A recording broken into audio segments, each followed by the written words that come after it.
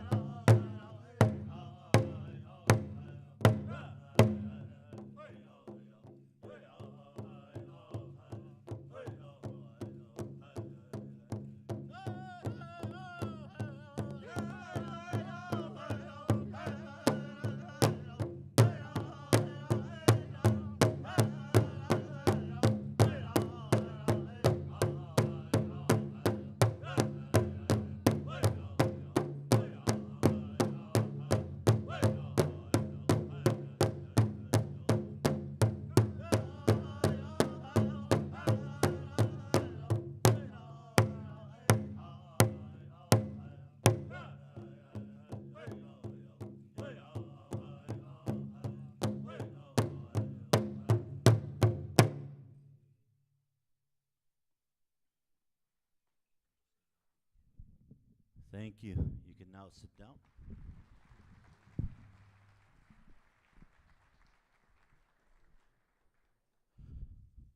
So that was our grand entry, and then we had a flag song to honor all of our veterans, people who fought for our freedom, and then we had a victory song. Um, so that will be the start of today, and we'll have a little bit more performances as we move forward in this morning's activities. Thank you.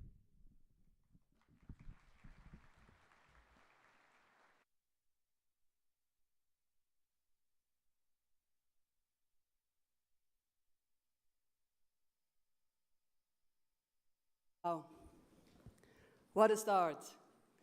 I welcome all the distinguished guests from around the world. We have 88, to be precise, countries coming here together to celebrate geothermal energy with all of us. Thanks to the Indigenous First Nations song and intro to the big Congress that is taking place here today in Calgary, in Alberta. We have a wonderful program in front of you. But before we officially open with the Premier of Alberta, who will come here for her opening remarks, it is my honor to invite Dr. Steve Grasby, who is the co-chair for the World Geothermal Congress, who is also the president of Geothermal Canada, and who is also the senior research fellow at NRCan, National Resources Canada. Steve, it has been a pleasure to work with you over the past 3.5 years to get this done. You will first do a land declaration, after which you will do your opening remarks. Thank you.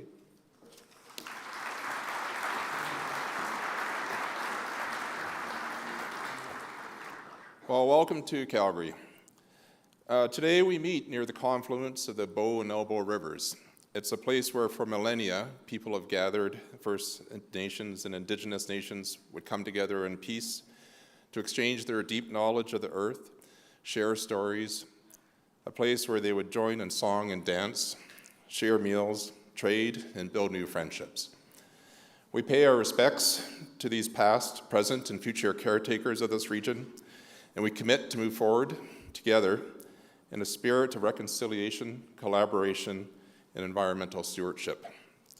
We recognize that we meet on the traditional lands of the Blackfoot Confederacy, comprised of the Siksika, Piikani, Kainai First Nations, as well as the Tsuut'ina First Nation and Stoney Nakoda, including Chiniki, Bearspaw, and Goodstoney First Nations, as well as the Otipimsuak Métis. We call on everyone here to honor these first people as we gather for the 2026 World Geothermal Congress. Let us commit to carry on their ancient and grand traditions by exchanging knowledge, by forging innovation, and discussing our shared relationship with the land. Let us gather in song and dance, enjoy good food, and when, at the end of this week, you leave for home, do so with many newfound friends. And wow, 2026. It's hard to believe it was 4 years ago when I submitted the bid to host the meeting here, and here we are. It's gone in a flash. I was asked recently if I had any regrets, and not in the least. I've been endlessly impressed with the profound passion of those that have made this event possible. They've worked endless hours to pull off this success. We would not be here without the dedicated people from the International Geothermal Association, Geothermal Canada, the army of volunteers that I'm sure you've all seen in their nice shirts, and also to the countless others from around the world that have contributed to see this event. And what a time for hosting this in Canada. We are on the cusp of joining the world's geothermal community. We look forward to learning from you and to build new relationships from around the world and to help move geothermal forward together as part of the clean energy solution. We are grateful for everyone who has made the effort to be here today, and on behalf of Geothermal Canada, we welcome you all and thank you all.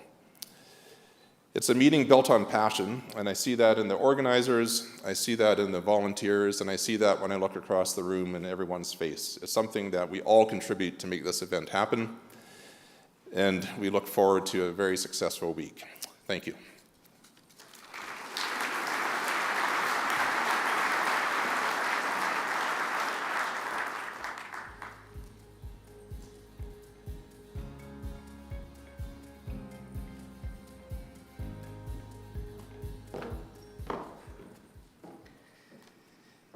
"88 countries, but over 1,900 people. Those have signed up to come here and travel from far, very far, some of you, and some, of course, more local. I am extremely excited throughout, let's say, the planning of this entire Congress to see so many people engaging exactly as Steve said. The volunteers, the technical committee, the review committee, the sponsors, the partners, and our trusted, let's say, valued communities that all come together under the IGA flagship event. We have over 880 organizations that are present here today, and throughout the week we will have 12 parallel tracks. I do hope you're going to use your app, because it's going to be quite some planning to get to where you want to be. It is my honor, of course, as CEO of IGA, but also as co-chair of the World Geothermal Congress, to be your host for this opening session. And we have a wonderful guest who is going to open the Congress on behalf of Canada, on behalf of Alberta, and on behalf of Calgary. It is the Premier of Alberta. It's the Honourable Danielle Smith, and she will be coming on stage pretty soon through that door. What we're going to do is she's going to have a small intervention first. She will give a keynote and talk about Alberta, talk about energy and the role of energy. But I was also invited to have a quick fireside chat with her. That's why we have the two seats on stage, and I'm going to quiz her. We have, of course, prepared some questions. I've also invited the community to ask her some questions. So let's see what the Premier is going to say.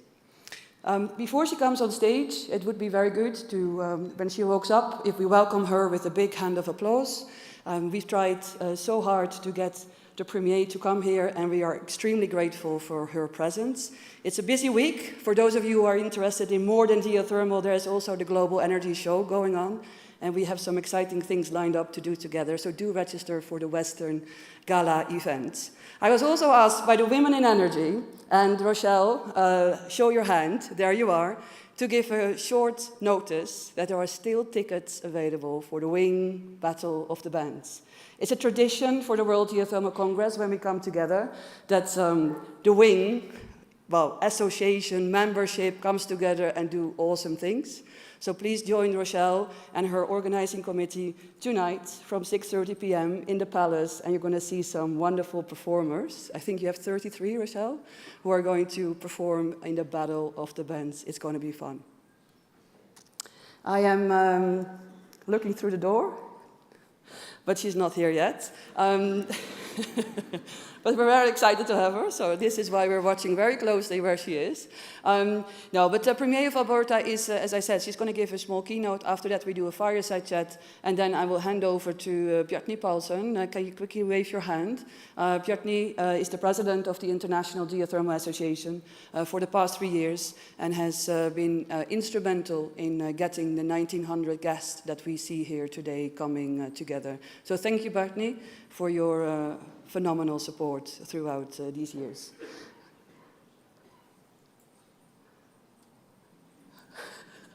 Still not. Then I would like to give you another update, and that is that as of we have so the two plenary sessions today. We have the opening ceremony here, and also the keynote session, and it's all plenary. There are no technical sessions between now and our lunch break. So I would like you to, after block 1, to have a coffee, of course, and come back and join us for our second part, which is block 2. And after block 2, we are going to go into a phenomenal program. And as I said, please use and download your app. The program is online. The papers are online, the speakers are online, everyone you want to connect with are all in that app, but also your program. And from the 2 o'clock onwards, we will have those 12 parallel sessions with an amazing amount of papers that are presented. I also like to draw your attention towards the posters, because we do have over 250 individual presenters who are going to present their posters, and that's all going to take place in the exhibition hall. Speaking about the exhibition hall, we had, of course, our icebreaker last night, and I hope you enjoyed that one. You saw the exhibition booths being set up. I have, let's say, a deep appreciation for all the exhibitors who came together for this exhibition. We have over 90 individual exhibitors, and we have 5 major pavilions coming together to showcase their technologies or their country best practices, and we're very thankful for all of you who have come together. The exhibition will open officially at 12 o'clock or 12:15 after our block 2, so after the keynote session, and then you're all invited to have lunch at the exhibition space. And from that moment on until Thursday afternoon, when we have a closing session, we will be active throughout the 4 days. Okay. I'm wondering now where she is, but I'm still looking at the door to see whether she's coming. Yeah, and that brings me also to all our sponsors. We have deep respect for all of you, from our diamond sponsors who took a very early position, specifically Seequent and Eavor. I am very grateful for your very early on commitment to make it happen. As IGA, as an association, we are dependent on our sponsors, and without you, it would probably not have been as nice and as big and as magnificent as it currently is. I also am extremely grateful for Iceland. They joined up as country sponsor very early on, and Iceland, you know, I would like to be adopted by you one day. So. It is now my absolute honor to welcome on stage, and I would really ask you for a big hand of applause for the Premier of Alberta for a keynote intervention, the Honourable Danielle Smith.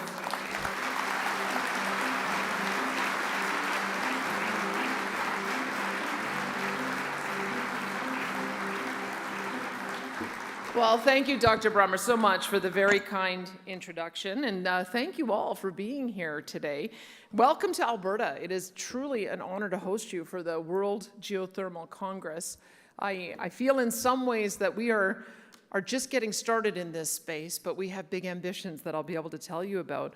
But I do also want to acknowledge other dignitaries that are here. Bjorg Halsdottir, Ambassador of Iceland to Canada.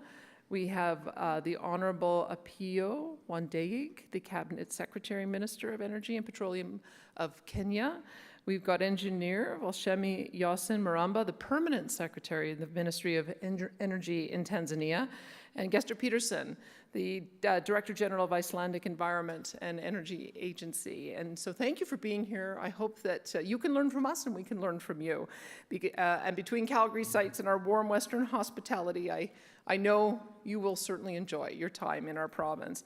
I might be biased, but I think Alberta is just as amazing from a tourism perspective as it is from a business perspective.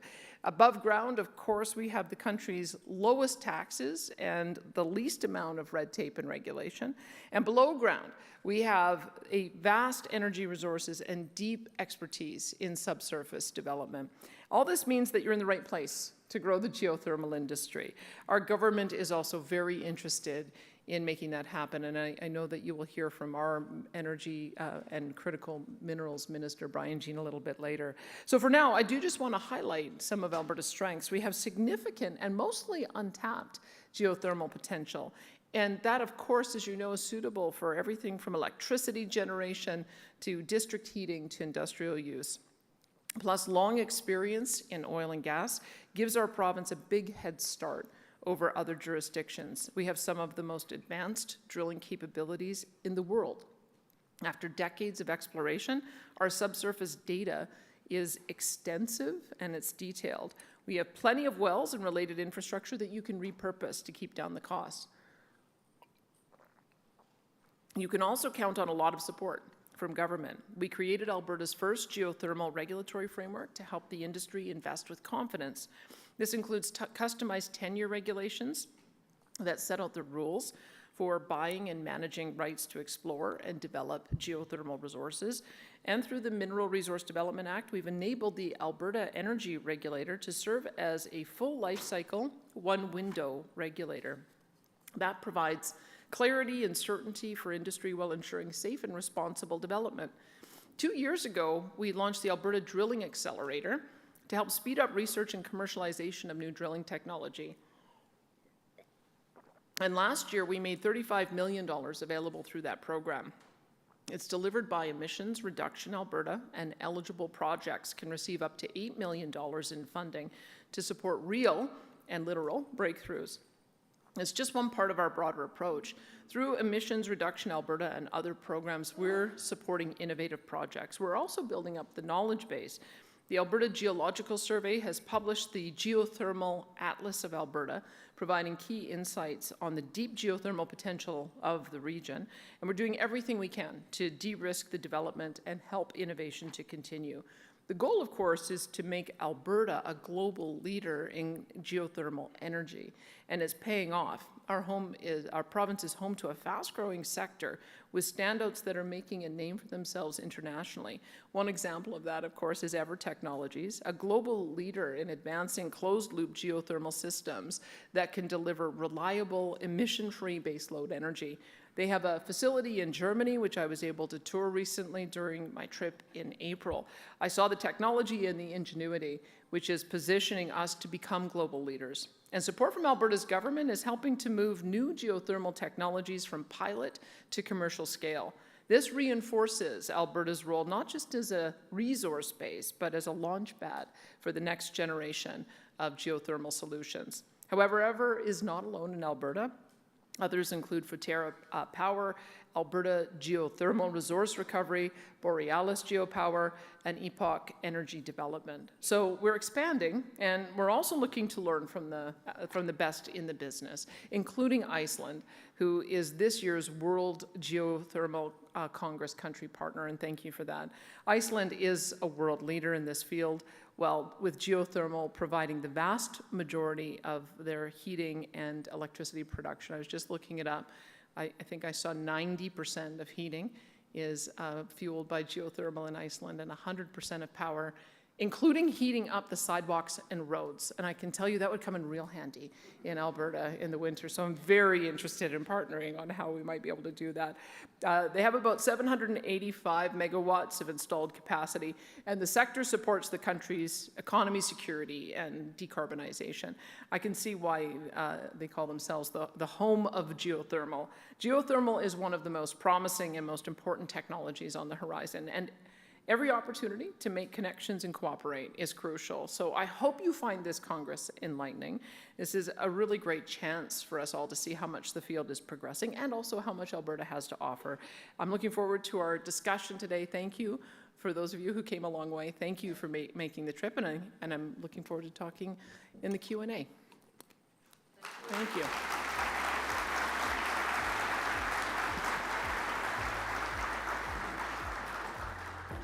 Thank you. That was a wonderful introduction, and it's an honor to be with you today. And thank you for extending your time on stage and have a quick fireside chat. Oh, it's my pleasure. I can tell you that we've been working on how we add more renewable to our power grid for quite some time. We're at about 38% installed renewable, but it's mostly wind and solar. And for those of you who know about wind and solar, you need to have a backup. So it only works about we get about 23% of our total generated power from wind and solar, and we have to have peaker plant natural gas as a backup. But geothermal offers the opportunity for base load year-round renewable power, and that's one of the reasons why we're so very excited about it.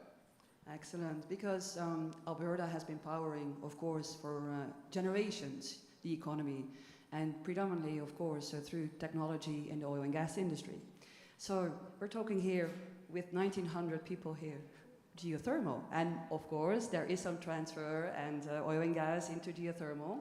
But what would you see in terms of Alberta's role in the future for geothermal? Well, I can tell you, having visited Eavor, the way they described it, it was really interesting going there, because I said, this looks like a lot of drilling rig sites that we have in Alberta, and sure enough, it is. So the technology that we use to develop our oil sands resources through SAGD, so steam-assisted gravity drainage, as I understand it, it's a similar concept. We're kind of building a radiator underground, and so that may be a little bit different than how others approach it, but it's because we have to go deeper in order to hit the temperatures that we need to. And so the Eavor project in Germany, I think it started off hoping to be power, but I think it's ultimately going to be heat. But they're partnering with us on drilling even deeper. We think we need to get down to the 10 to 15 kilometer zone, to give you some idea. 10 to 15 kilometers to hit that zone that would just be optimal for power. And it can be extraordinarily expensive to do that, but I don't think that there's anywhere in the world that has the drilling expertise that we do. We've drilled hundreds of thousands of wells, so we've got not only the expertise in the companies, but also in our population. And I think that even though it's always expensive the deeper you go, if we can find that breakthrough technology that gets us there faster and more cost effectively, that really opens up the potential for geothermal, for power anywhere in the world, if we can drill effectively at that level. So that's where we're aspiring to. We want to be a player with the traditional technologies and depths that we have right now, but we want to push it so that we can be the solution internationally also. For those of you who did not see, indeed, the Premier went to Germany and visited Geretsried, and I think it was a proud moment, right? For seeing Alberta technology deployed in another country, and I think you also enjoyed maybe some local cuisine. Yeah. Well, the beer halls are fantastic in Munich. Let's be frank. So, but what I loved about it too, because you go to abroad and you say, oh, 36,000 homes are now being powered by this wonderful company that developed this technology here. Why can't we do that in Alberta yet? Because but the unique character of Germany, because they already have a district energy system that allows for us to just plug right into it when we hit the right depths. That I think that there's enormous opportunity for us to be able to use existing technology to do that. But closer to home, we've also had our own energy transition. We started off with a very reliable, cost-effective coal being the principal source of our electricity. And so because that was so cost-effective, it took a little while before natural gas became the next most cost-effective option. And so 90% of our power grid on a given day is normally powered by natural gas. Geothermal still comes in a little bit more expensive than natural gas, but if we can get these depths that we're talking about, it's probably more cost-effective than hydro, more cost-effective than nuclear, and really deployable anywhere with a relatively small footprint. So yes, I enjoyed the food, but I enjoyed understanding a little bit more about why it is that certain markets are really just ideally situated to be able to transition away from their traditional fuels and just plug in a geothermal option like Eavor provides. Thank you. This is a global community coming together in Calgary, in Alberta. We have over 88 countries, and yeah, we're very excited, of course, to have them convened here in Calgary, and therefore your presence is extremely much appreciated. As this is global, there is something, in terms of geothermal, there's something in it for each and every delegation, something different. It can be power, it can be heating and cooling. We're also diving into lithium extraction, of course, from our brines. But if you look at Alberta, Premier, this is your province. And by the way, your province is bigger than my country. But it is your province, and you're part, of course, of a phenomenal country called Canada. But in terms of international partnerships, that's Alberta towards the world. What do you see? How do you see that you can strengthen the relationship with all these international partners coming here? We are 661,000 square kilometers, so I think we're bigger than a lot of nations, and that just gives us such a complement of resources that have served us very well. I mean, every country is going through this future challenge of what does it was called the energy transition. I think it's now being called the energy addition. What does it look like?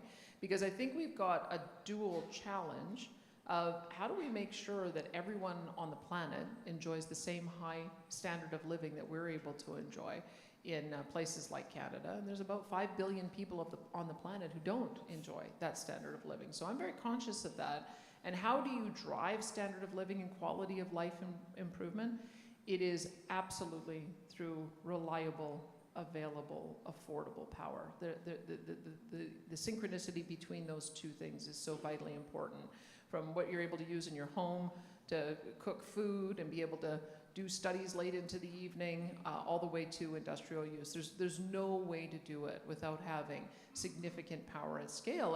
And increasingly we're seeing that the traditional energy sources are ones that are more difficult to develop. So coal has a whole variety of issues associated with pollution, and so I think a lot of countries in the world have turned away from that.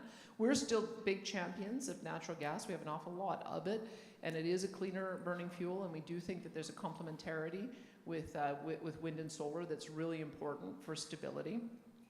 Nuclear, as we look at that, our neighbor in Saskatchewan has 20% of the global offering of uranium, so it gives you some idea of just what they're going to be able to offer the world as well, but it's not accessible for everyone.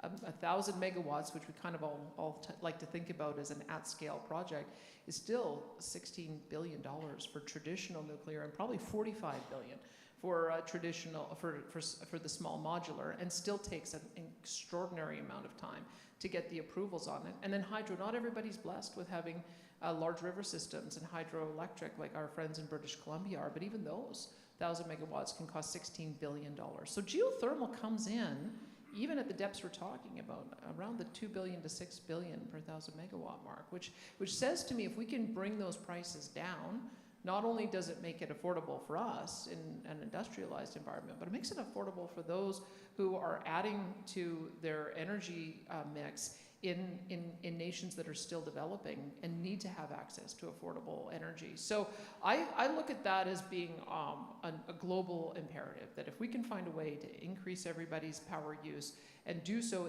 in a way that adds to the existing supply, creates new opportunities, and then also addresses some of the environmental issues and availability issues and cost issues that we see, that to me is almost the perfect type of power source. So that means that we can be partners with anyone in the world once we develop that out.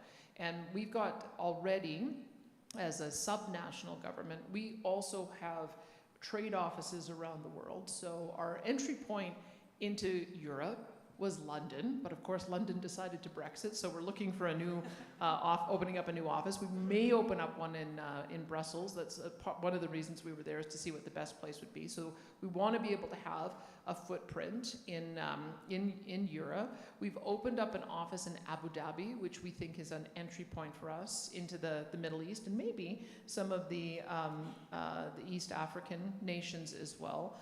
And we've opened up an office in Mumbai, which assists us in helping out to develop in India. We have multiple offices in Asia. We've got Shanghai and Beijing, Guangzhou, Taiwan, Singapore. So that also gives us, I think, a lot of opportunity in Asia. And we've got multiple ones throughout the United States. And then Mexico City is our entry point into South America. But we may be thinking about how do we get a little bit further down into South America, because there's enormous opportunities there as well. So if any of those offices are, I should also mention Seoul and Tokyo as well. I recently visited there. So that gives you some idea. We believe it's our job as a subnational government to go and tell our story to the world, and it's why we're choosing strategic places to do that. If you think that there's any place that we missed that we should be thinking of expansion, I'm all ears, happy to talk with you about that, and I'm sure my international affairs committee would, or my international affairs department would too, and they're represented here at the conference. But we look at it as very important to build those relationships personally, and so I'm glad you're here so we can start that process. Excellent, thank you. That's quite international. So I think that will resonate with many of our delegates. It's almost at the end of our fireside chat, and I think I have one more question for you, and that is a little bit hypothetical in the future, 10 years from now. What if, and I'm not saying that the World Geothermal Congress will be back in 10 years, but what if we would gather here in 10 years from now? How would you, let's say, envision that Alberta has put on a map when it comes down to the future of energy? Well, when we get a breakthrough technology in our energy sector, it expands really quickly. And I'll just give you an example, because we pioneered a drilling technology. Along with the Americans, there were a couple of companies that were hard at it. But one of the companies here, Packers Plus, was involved in the development of horizontal multi-stage fracking. And that's where you go down and over, and then you're able to develop the resource. And it was so successfully adopted that it actually crashed oil and gas prices from about 2009, or about it was around 2015, I think, that we ended up with the big crash. all the way for 10 years. And so I say that for two reasons. One is that we have demonstrated that we have expertise in this technology, and our entrepreneurs don't give up until they find a solution. And then when they find the solution, it can get deployed incredibly quickly, and it can be transformative in a very short period of time. So you're giving us 10 years. I don't want to say we're going to take the lead over Iceland, but it might be possible. Iceland has very low energy needs. So if they need 745 megawatts of power, we probably need to double our power grid to 25,000 megawatts. We're at about 12,500 megawatts right now. So we're highly motivated to find this new solution and make it a significant part of our future energy grid. And we hope that the technologies we develop here will be useful around the entire globe. Thank you. With that, it's come to an end of our fireside chat. Give a big hand of applause for Thank Danielle you, everyone. Smith.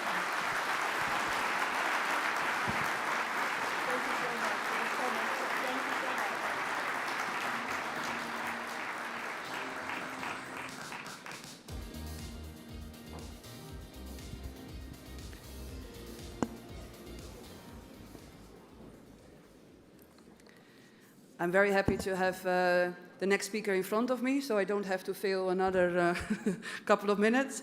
But I do want to continue a little bit on who to thank, because I have a few more people and also delegates to thank.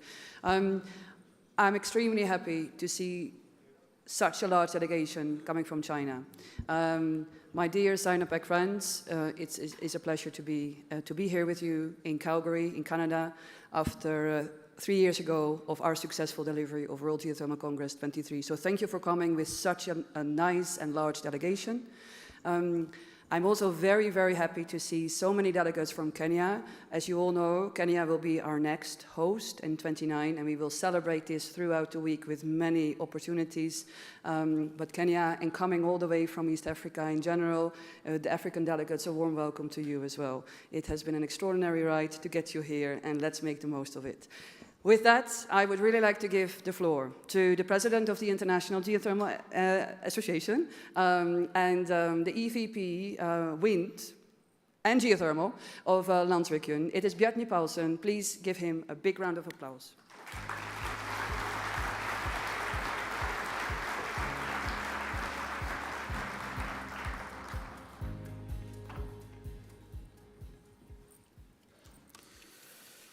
So, Honorary Premier of Alberta, distinguished ministers, government representatives, industry leaders, academics, investors, partners, colleagues, and so many friends. Good morning and welcome to the World Geothermal Congress 2026. It is a great honor to open this Congress and to welcome nearly 2,000 participants from 88 countries. Your presence here reflects something important. Geothermal energy has moved from being a promising opportunity to becoming an essential pillar of the global energy future. But before saying anything else, I would like to thank our hosts and the people of Canada for their warm hospitality and outstanding support. Canada has long been recognized as a global energy leader built on innovation, technical excellence, and responsible resource development. Today, Canada is also showing how geothermal energy can contribute to a modern, resilient, and sustainable energy system. We are grateful to our Canadian hosts, organizing partners, sponsors, volunteers, and all those who have made this gathering possible. Please join me in thanking our host country, Canada.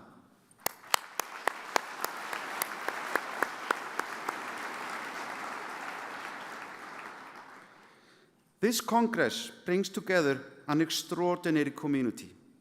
We come from different cultures, languages, disciplines, and sectors, but we share a common purpose: to unlock the Earth's heat, to improve lives, strengthen economies, and support a sustainable future. We meet at one of the most exciting moments in geothermal history. Countries with long geothermal experience are expanding capacity, while new nations are entering the sector for the first time. Investment is increasing. Policymakers are recognizing geothermal's unique value. Innovation in drilling, subsurface imaging, reservoir management, digital tools, and enhanced geothermal systems is opening opportunities that seemed unimaginable only a decade ago. Geothermal's role has also expanded far beyond electricity generation. It provides heating and cooling for communities and supports agriculture, food production, mining, manufacturing, and industrial processes. It contributes to energy security, economic development, skilled jobs, and long-term local value. Perhaps most importantly, geothermal offers something the world urgently needs: reliable, renewable energy, available 24 hours a day, 7 days a week. It can deliver clean baseload power, grid stability, and sustainable heat. It complements other renewables and strengthens energy systems wherever it is deployed. This progress did not happen by an accident.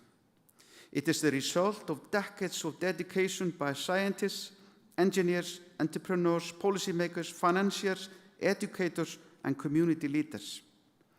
Many people in this room were pioneers when geothermal was still considered a niche technology. Others are new to the sector, bringing fresh ideas and perspectives. Together, you have helped transform geothermal energy into a globally recognized solution for the energy transition. That achievement deserves recognition and celebration. Yet, while we celebrate our progress, we must also recognize the scale of the opportunity ahead. Billions of people need reliable, affordable, and sustainable energy. Communities seek resilience. Industries need practical pathways to decarbonization. Governments are looking for solutions that strengthen energy security while supporting economic growth. Geothermal can address all of these challenges. But realizing this potential will require continued collaboration. No single company, institution, university, government, or country can do this alone. Progress depends on partnerships, knowledge sharing, supportive policies, investment, research, innovation, and commitment to local communities and environmental stewardship. And that is why this Congress matters. Over the coming days, this venue will become a global meeting place for ideas, expertise, and collaboration. New partnerships will be formed, research findings will be shared, lessons learned will be exchanged, young professionals will connect with experienced leaders. Together, we will help shape the future direction of our industry. I encourage all participants to take full advantage of this opportunity. Attend sessions beyond your usual field. Engage with colleagues from other countries. Meet students and young professionals. Explore new technologies and business models. Challenge assumptions and share your experience openly. As we open the World Geothermal Congress 2026, let us celebrate how far we have come and look ahead with confidence, ambition, and determination. The Earth holds an extraordinary source of energy beneath our feet. Our responsibility and our opportunity is to develop it wisely, sustainably, and at a scale for the benefit of present and future generations. Thank you for being here. Thank you to our hosts, Canada, and thank you all for your commitment to advancing geothermal energy around the world. I wish you an inspiring, productive, and successful World Geothermal Congress 2026. Welcome, and let the Congress begin.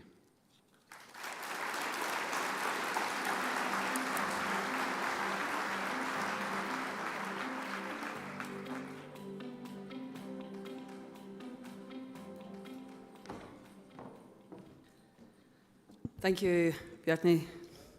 It is time that we move to 2 industry talks. As I said, that we had 2 phenomenal sponsors stepping forward very early in the process, and it's my honor to first introduce diamond sponsor number 1, and that is Seequent.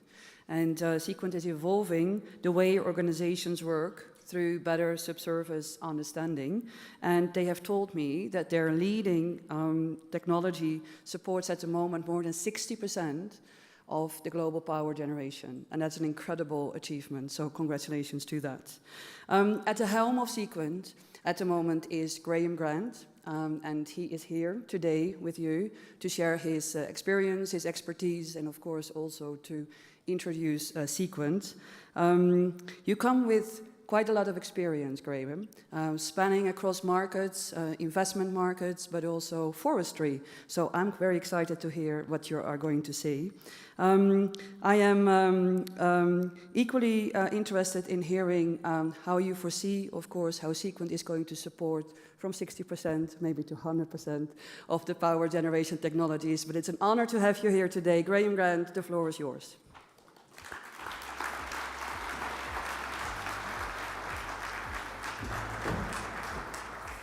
Good morning. So, around the world, geothermal projects are emerging. It's very clear there's capital in markets, and it's very clear that people need clean and always-on power. But not all of these projects are moving forward, and the question might be why. Now, it's clearly not an issue of ambition, and it's clearly not an issue of need. And at least one substantive issue is, as we've just heard, that this incredible resource that the globe has given us is deeply uncertain. And capital and finance markets don't like to move in the situation of uncertainty. This stage we're in now, I think, is an incredibly important frontier. And despite what the markets would tell you about the IPO on Friday, and all that it stands for about what it seeks to achieve up there, I'd suggest there's a bigger frontier, the one that's below our cities, our industries, our data centres, and that's what's beneath our feet, and that frontier, as we're talking about today, is geothermal.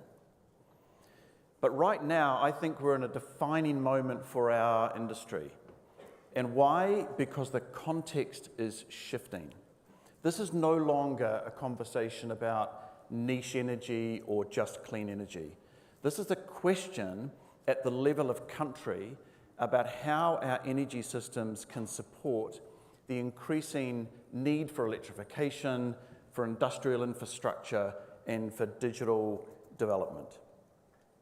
And I think countries are now asking themselves a much harder question.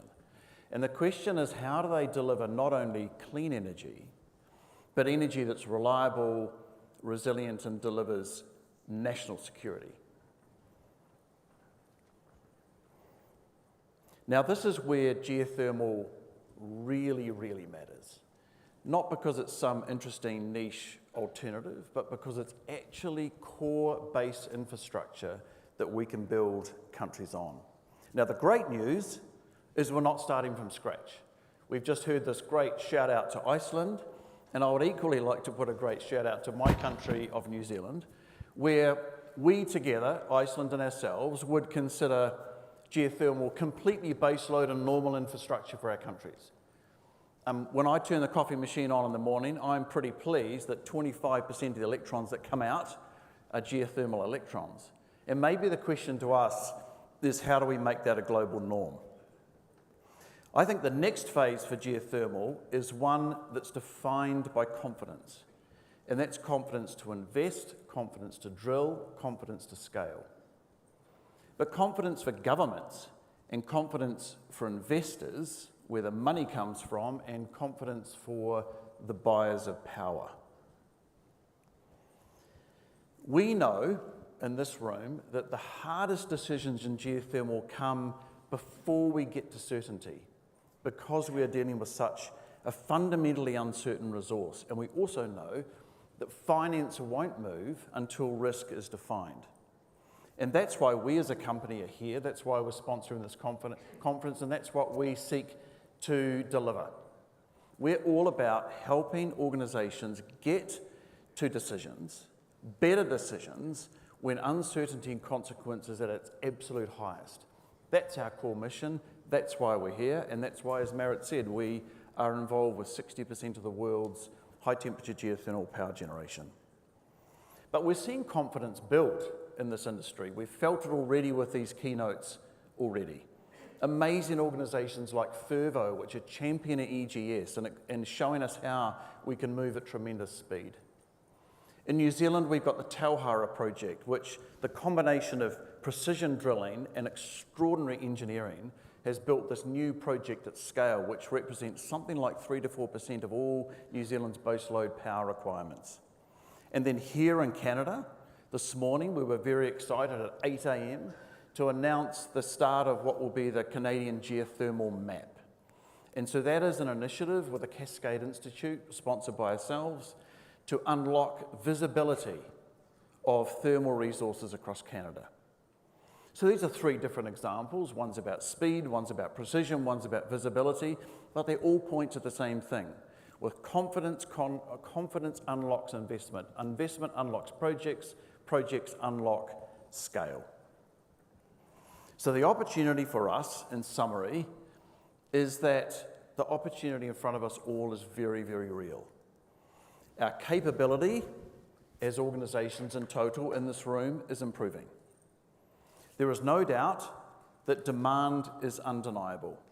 Everyone in this room is a believer in geothermal. We are something of an echo chamber. But we need to challenge ourselves to communicate and think differently. That geothermal is no longer about some niche, interesting, clean energy alternative, but it is actually fundamental baseline infrastructure on which countries can build. The future is not going to be unlocked by ambition, which we have a lot of, but it's going to be unlocked by confidence. And that confidence starts in the subsurface. Thank you.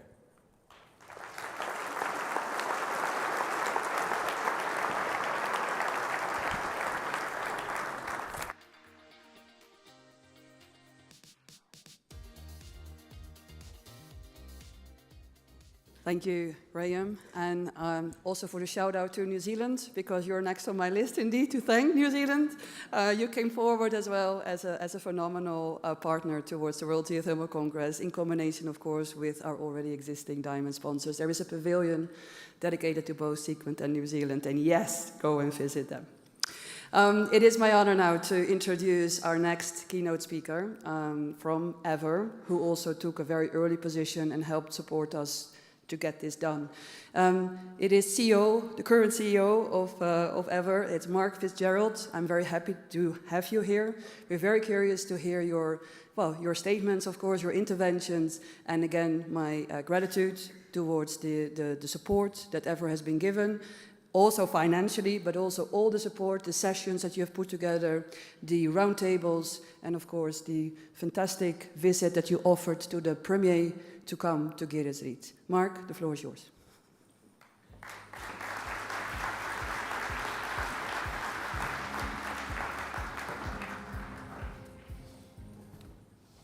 Good morning. First test, does the microphone work, right? Thank you, Dr. Brommer, and thank you for the very gracious introduction. I will tell you, I was a little nervous about this, and then I heard there was 1,900 people. And then I got a little more nervous. And then the Honorable Premier Danielle Smith said such warm things about Eavor. Now I'm terrified. So we'll see how today goes. But I'm here, as with the previous speakers, to speak about geothermal as part of an emerging energy mix that hits the challenges that the world faces head on. Like most of you and many of you in this room, I started my energy journey 37 years ago. That means I'm old. And I started that journey because of the technical complexity and interest that comes from supplying energy, but also from the opportunity that exists to make a difference on the global stage. Recently, I had the real privilege, very significant privilege, to lead the global upstream energy business for a Fortune 500 international oil company. And through that time and that exposure that it brought me to all of the energy systems in the regions around the world, I had the opportunity to see economies and the focus on the importance of energy security, the importance of energy in the aspects of emerging prosperity, and the importance of energy in terms of geopolitical influence. I saw emerging economies that were seeking safe, reliable, sustainable sources of energy. And I saw economies around the world and visited regions where what we take for granted in terms of energy supply and energy security, they don't have. They don't have reliable heat. They don't have reliable power. And so that started to cause some thought in me around where are the opportunities start to influence those that are seeking energy security, prosperity, and rapid growth in the global economy, and those that simply want access to reliable heat and power to emerge from the depths of incredible energy poverty. I retired in the fall of 2025. My wife will say to you, I retired way too early. She said, "What are you doing at home? Go back to work." That's actually a true story.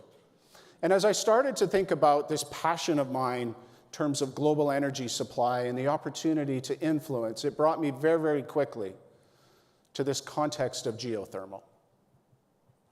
Geothermal, as we've learned, has the ability to be an integral part, continue to grow as an integral part of the energy mix. It doesn't need to replace. Global energy supply needs to meet the rapidly growing demand for energy around the world. Geothermal is a critical component of that. As I shared with you, I have been in the depths of Sudan and South Sudan and Iraq and Myanmar and Kenya and regions around the world where I sat with families and children and thought, you know, there is this immense energy source beneath their feet. And let's bring the ingenuity and creativity that the geothermal community has to bring that in. That brought me to Eavor.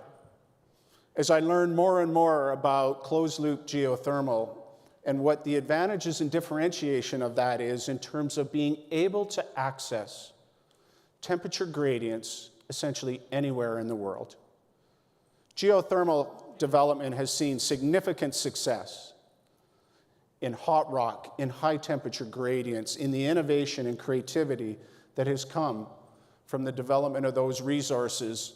Closed-loop geothermal can take that and move into regions where temperature gradients are more shallow. We do that because we gather heat subsurface through conduction. We do it because we have the ability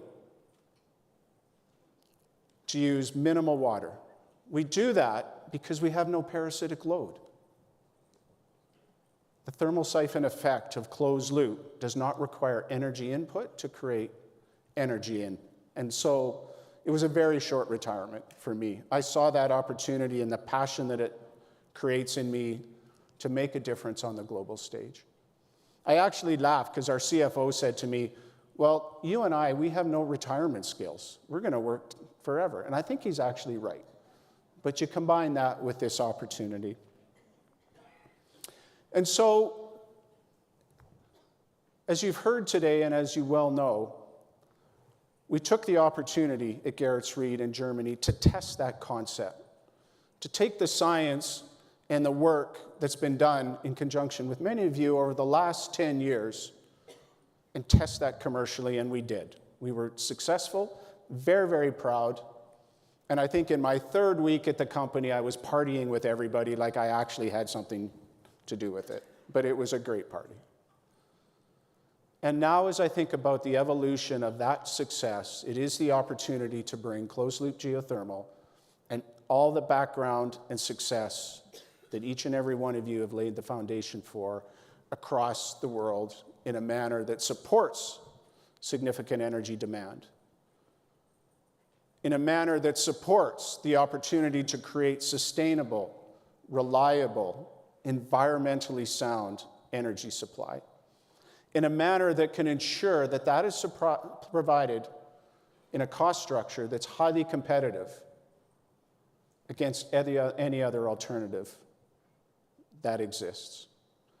And the opportunity, and what we are so passionate about at Eavor, to take that geothermal supply of heat and power anywhere in the world. Please let me leave you with this.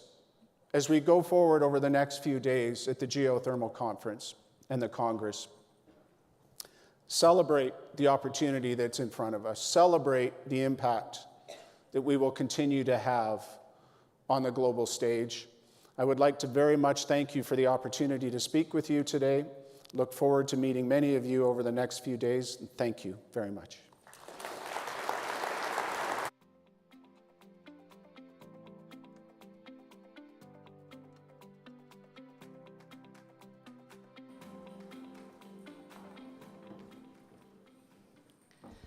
Thank you, Mark, and also thank you to your wife that she decided that you cannot retire. It's very good to have you on board. We need you. It is my honor now to go to our following session and to announce Mr. New from Sinopec Group, Vice President of Sinopec Group. And Mr. New is going to speak in Mandarin. He's going to speak in Chinese, but the script and what he's going to say will be shown on the screens. And hence you have the opportunity, of course, to follow what Mr. New is going to say. Mr. New, you will be guided on stage on this side, and the floor is yours for your speech. A warm welcome to Mr. New from Sinopec.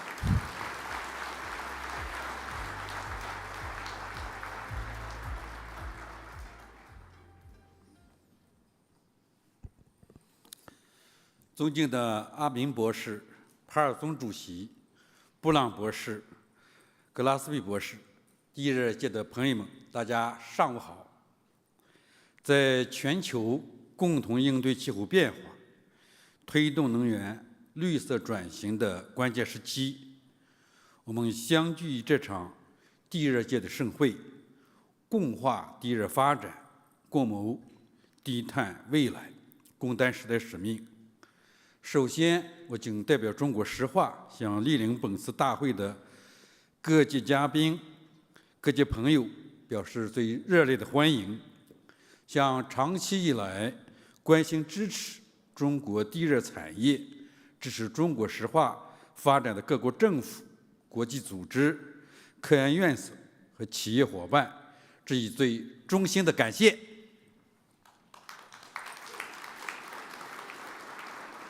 气候变化是人类面临的共同挑战，推动能源革命、减少温室气体排放、守护地球生态，已经成为人类的共同使命。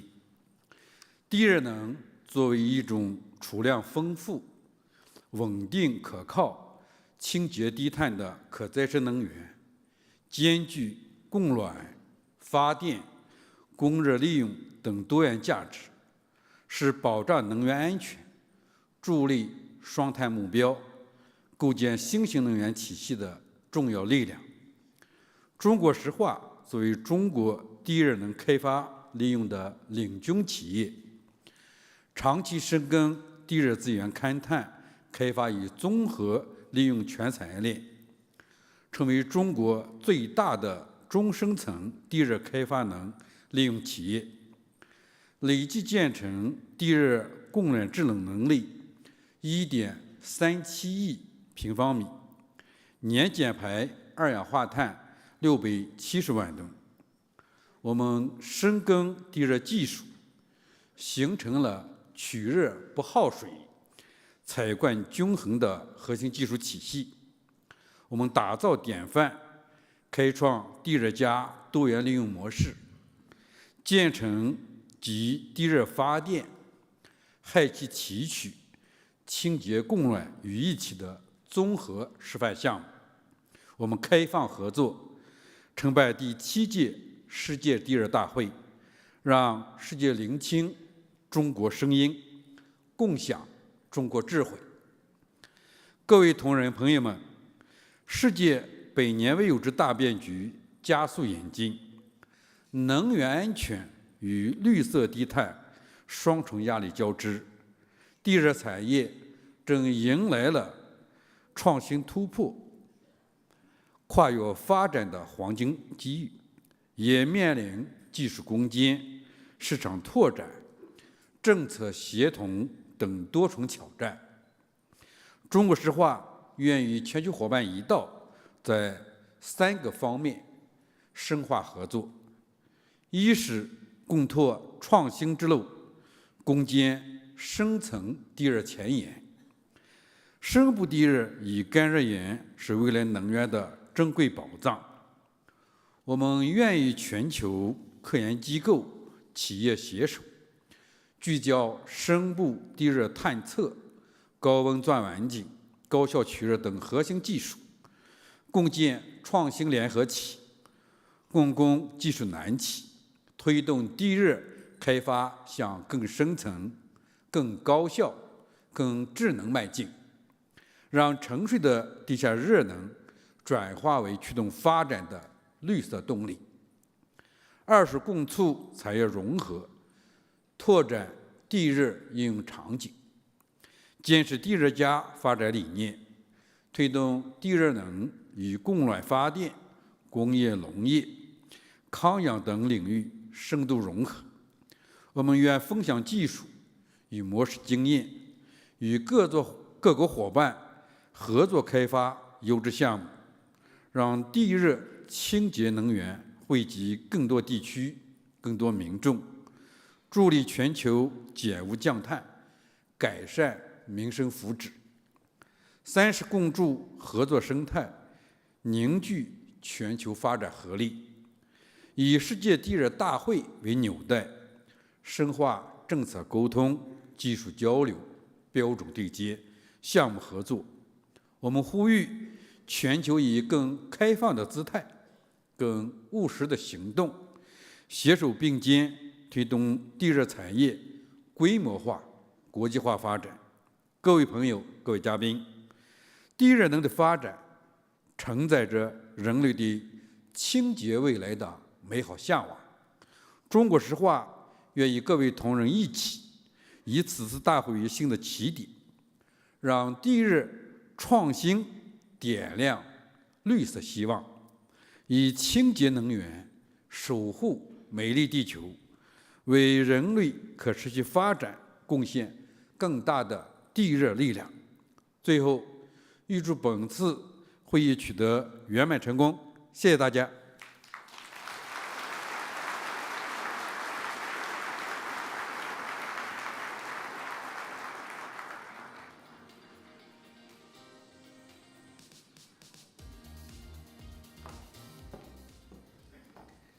Mr. New, in his speech, Mr. New mentioned standards and aligning definitions and international cooperation. As IGA, we're very proud to have been supported and will be supported by Sinopec and international members to advance the standardization and recommendations for best practices. We started some work last year under the guidance of Sinopec and IGA. We formulated an international geothermal standards committee with 21 members from the international community and 9 from China. These 30 members together have come to a phenomenal output over the past almost 7 months, and it has resulted in a report, the first version of a global geothermal energy terminology report. It is my honor to invite members of the steering committee for the IGSE, the International Geothermal Standards Committee, and I would really like to first invite Dr. Guo to come on stage.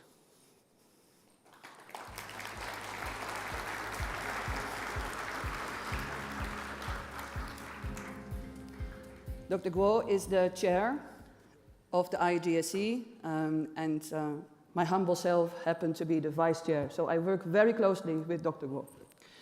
It is also my honor to ask Mr. Fan to come on stage. Mr. Fan is the Secretary General of the IGSE. Mr. Fan? Yes.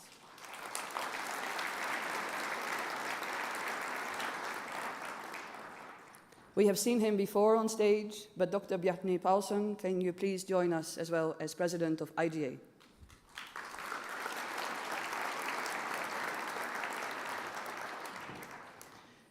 And to celebrate this moment of our first version of the Global Energy Terminology Report, Mr. Fan will hand over to us the first versions of that report in the form of a small launch ceremony. Thank you.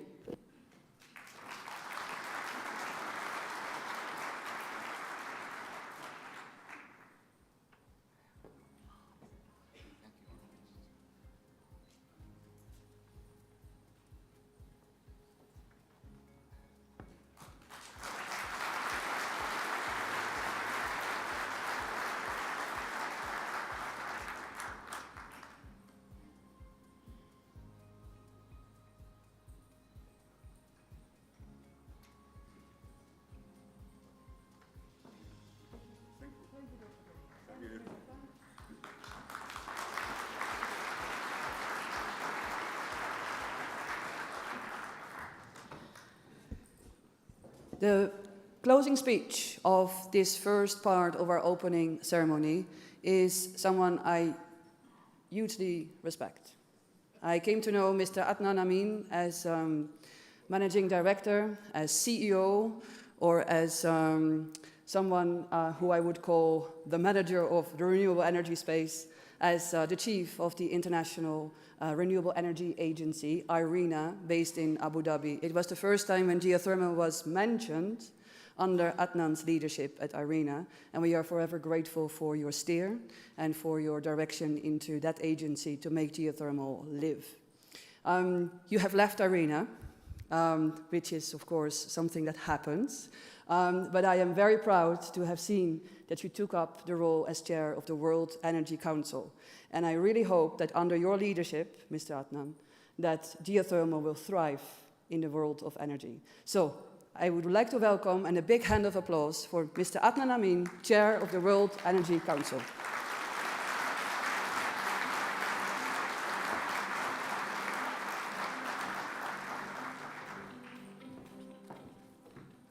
Well, thank you very much for your very kind words, Marit. I have something to live up to now.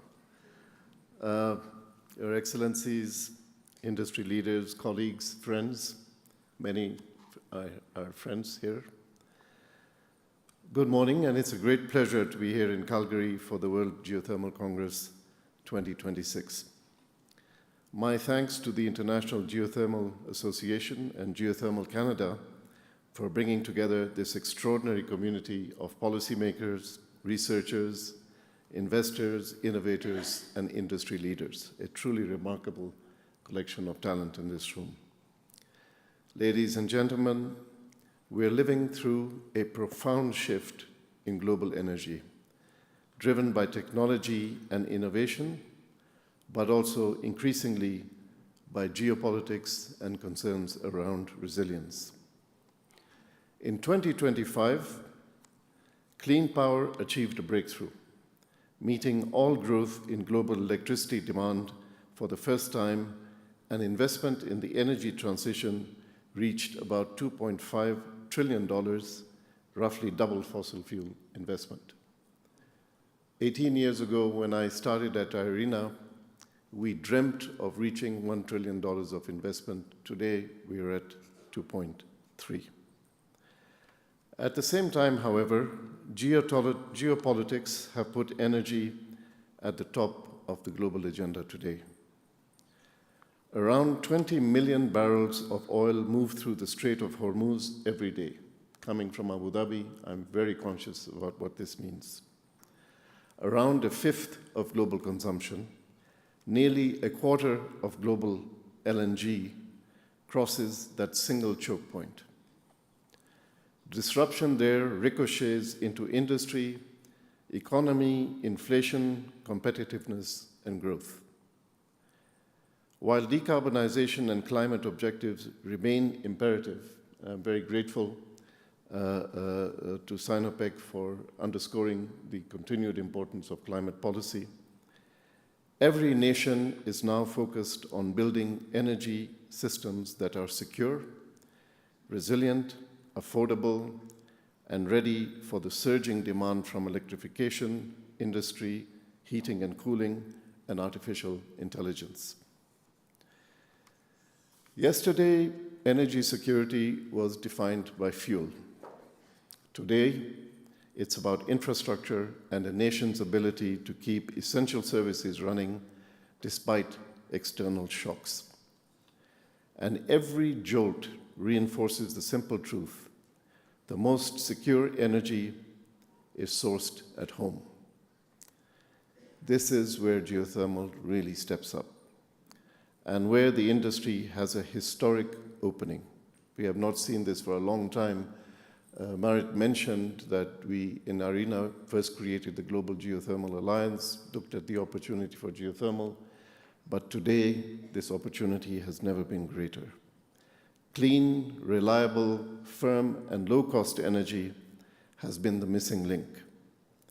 The stage is now set for geothermal to claim its full potential. And look at who's in this room. The people with the rare subsurface expertise, execution capability, and financial discipline to take geothermal to scale.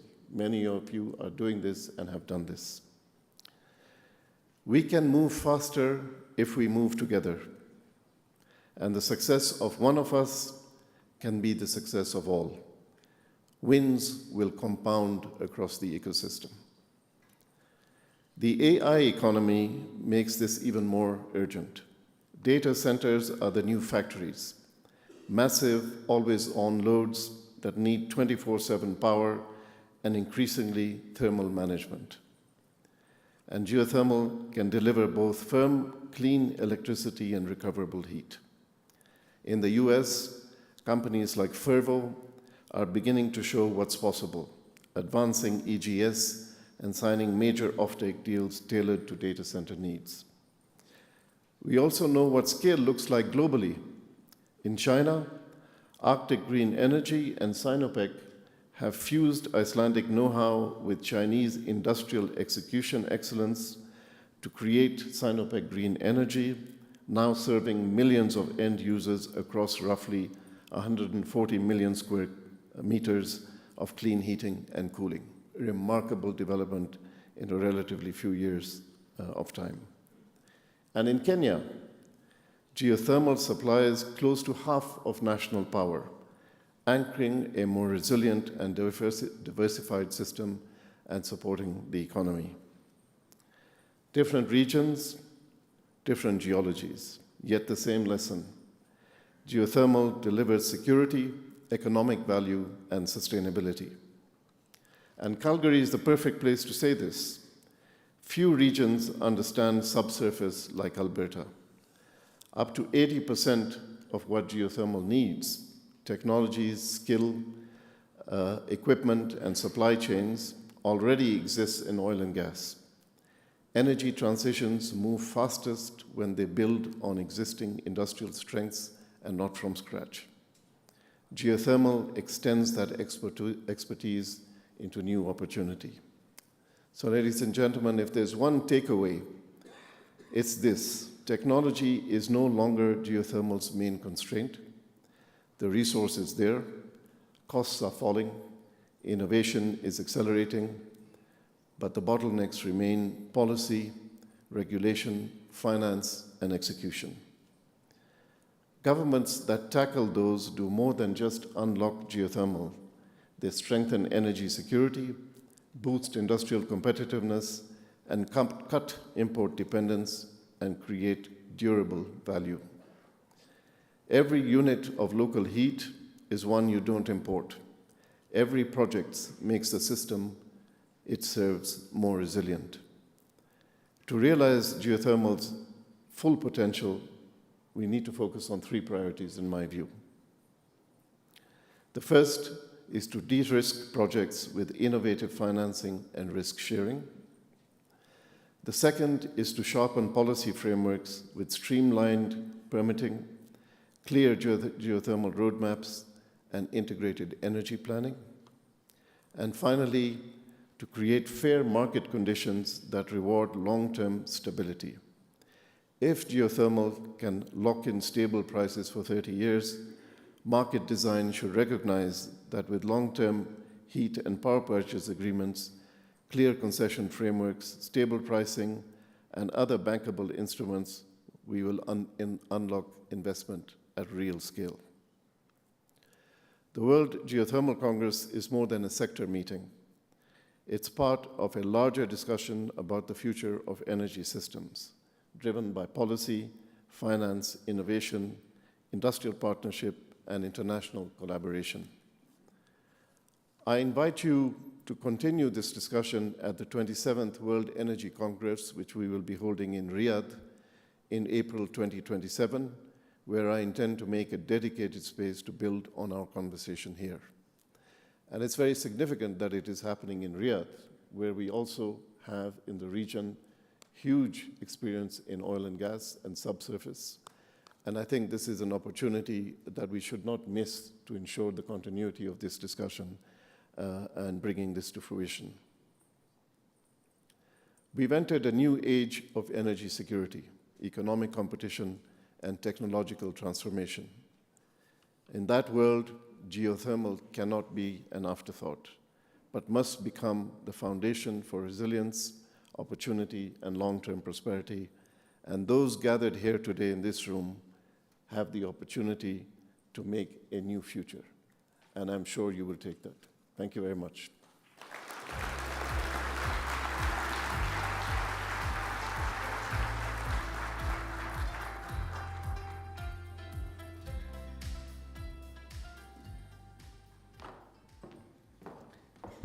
See you in Riyadh. Thank you, Mr. Adnan. We're going to close block one, and I'm going to invite you to have a refreshment. It's going to be in the main hall right outside. But before I'm going to let you leave, I would really like to introduce to you the organization committee. And I'm going to ask each members of the organization committee to stand up. So first of all, my co-chair, Steve, could you briefly stand up? Thank you. I would also like to ask Helen and Vanju, Gregor and Emily, Kirsten, Kathy, Patrick, and Jaime.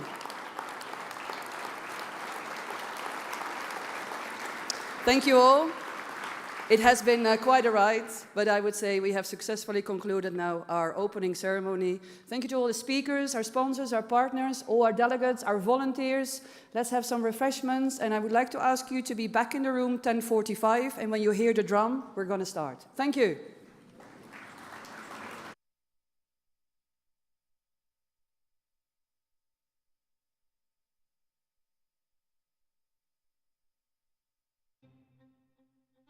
The world aspires and demands. Industry innovates.